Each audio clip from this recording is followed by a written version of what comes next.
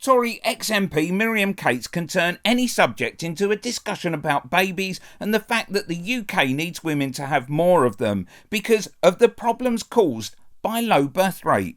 Well, I think the problem that we're seeing is that people are saying immigration is the cause of our problems, whereas I think it's actually the symptom of many problems that we have. So, for example, the fact that we have record numbers of net migration, yes, it's a function of the fact that, the visa threshold was set too low, but actually it's a function of the fact that our labour market needs more people because we're not having enough children. And I was just looking at the birth rates earlier today. In the 60s, about 850,000 babies were born a year. It was this is really serious point. But what it was fewer than this 600. will take 20 years. It's not going to solve the problem now, is it, Miriam?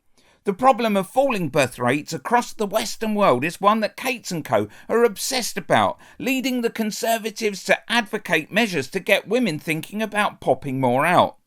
Marina Purkiss and Gemma Forte take up the reins of this push.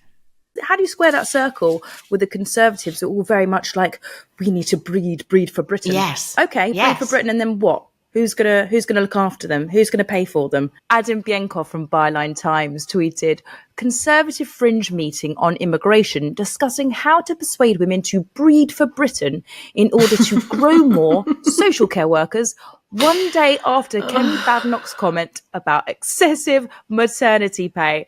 And again, I know.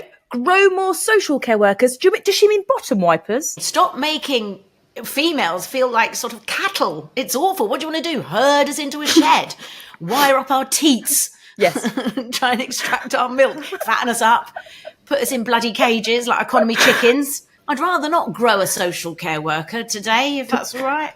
Here's Badenoch with her comments about maternity pay that pretty much explains why many people are finding having children a massive headache, with many choosing to have less or none at all. What about things like maternity pay? I mean, we have one of the lowest rates in the OECD of maternity pay in this country. Changing that would probably help people make better decisions around family. Do you think we've got the right level of maternity pay at the moment?